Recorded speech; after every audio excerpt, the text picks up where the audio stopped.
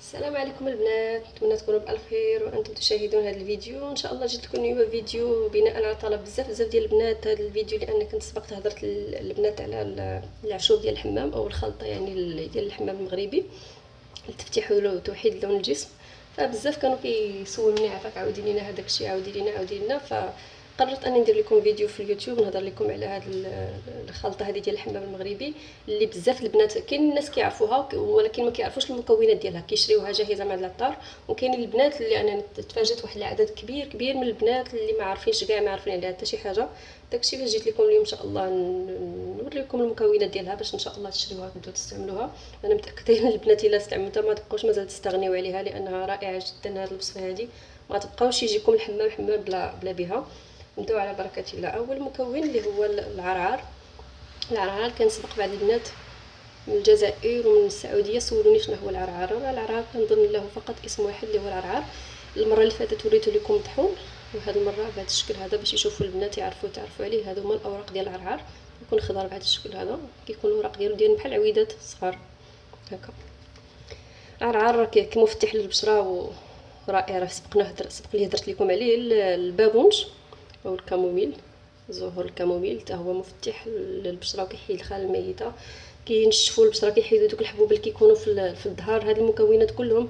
الخزامه حتى هي مطهر للجسم ومفتح وكتحيد دوك الحبوب ديال الظهر. وديال هاد الوصفات هادو كلهم، هاد العشوب كيحيدوا الحبوب اللي كيكونوا في الظهر وحتى كيكونوا في المؤخره، يعني حبوب الجسم كلهم كيحيدوهم. زائد يعني على الريحه اللي كتعطي الخزامه، اضافه للريحه اللي كتعطي مع هاد المكونات. الشيح راه يمكن من اكثر الاعشاب يعني اللي كتستخدم في الاستعمالات الطبيه، يعني كيستعملوها حتى في المستشفيات. راه معقم ومنظف يعني، والبشره حتى مفتح ومزيان بزاف. الورد كنا كنعرفوا الورد يعني رائع جدا، يعني الاستعمالات ديالو حتى هو في التفتيح، في تخشير الخلايا الميته. والريحه ديالو حتى هي زوينه اللي كيعطي في كتحسي راسك بحال فشي سبا، كتفشي راسك، كتدلعي راسك باش ديري هاد الحوايج، كتجمعيهم وكديريهم على الجسم ديالك. اوراق الصدر يعني الشجره ديال الصدر اللي كنخرج منها النبك، هي هذا كيكون الاوراق ديال الصدر. اوراق الصدر راه مذكورين في الطب النبوي ومذكورين بزاف يعني في الطب البديل. يعني الفوائد ديالهم تقدروا تقلبوا عليهم وتديروا بحث وتشوفوا الفوائد الرهيبه. يعني واخا نقدر نهضر لكم تنعيا ما نقدرش نحصيهم لكم كلهم، سواء للشعر سواء للبشره. رائعه جدا حتى صحيا وجسديا، بزاف الحوايج. واوراق الصدر اللي بهذا الشكل هذا.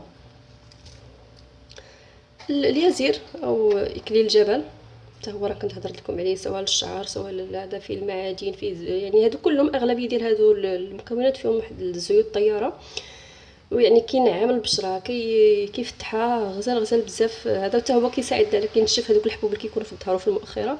اللي كنديرو انا كنجمعوا هاد المكونات كلهم يعني بكميات متساويه. غير كنحاول نحيدو منهم بحال في الشيح وبحال في هذا وفي الصدر، كنحيد دوك الشوكات او دوك العويدات اللي كيكونوا، كنشفوهم شويه في الشمس ومن بعد كنجمعوهم كلهم بمقادير متساويه وكنطحنوهم. كنخلطوهم، يا اما كنخلطوهم مع الحنه. انا عندي الحنه هنا غير حاجه وحده، هاد الحنه انا زايده عليها مثلا هاد الكميه هكا، زايده عليها ملعقه صغيره من السكر حبيبات، وزايده عليها نصف ملعقه من الكركم، وشي نقيطات من العسل الفاسي، من العكرف عفوا الفاسي. هذه هي الحنه اللي كان نوجد بهذا الشكل هذا. وكنزيدوه مع الحنه بحال مثلا يعني دائما نصف كميه الحنه. بحال انا عندي 2 معالق كبار الحنه كنزيد عليهم معلقه من عشوب الحمام اللي هما بهذا الشكل هذا، لان من بعد ما كنطحنهم كيجيو بهذا الشكل هذا. وكنخلط الحنه ديالي كنخلطها بالحامض وبماء ورد. هذا المناطق الحساسه راه كتعطي واحد التفتيح رائع جدا. المناطق كتفتحهم وكتوحد اللون ديال الجسم بواحد الطريقه فعاله، يعني امن جدا. هاد المكونات المنطقه الحساسه تخليها تقريبا 10 دقائق من بعد ما كتدخلي الحمام وكترطبي الجسم ديالك، كتخليها حتى 10 دقائق او يمكن تخليها حتى اكثر. المهم بين 10 حتى 15 دقيقه على حسب كل وحده شحال كتصبر. كاين حاجه اخرى اللي هي الداد.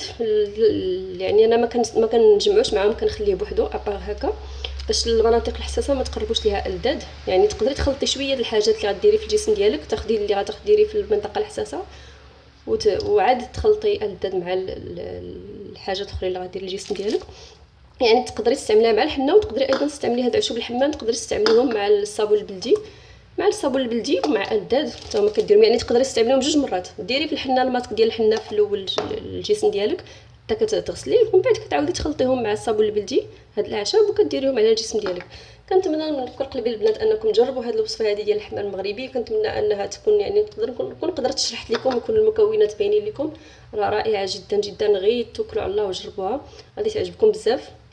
وصفه يعني خلطه مغربيه سحريه، لا قلنا سحريه سحريه راه رائعه جدا، ما غاديش تقدروا تستغنوا عليها في الروتين الحمام ديالكم. وشكرا لكم. كما دائما ما تنساوش لايك للفيديو والاشتراك في القناه الا ما كنتوش مشاركين، وشكرا والى اللقاء.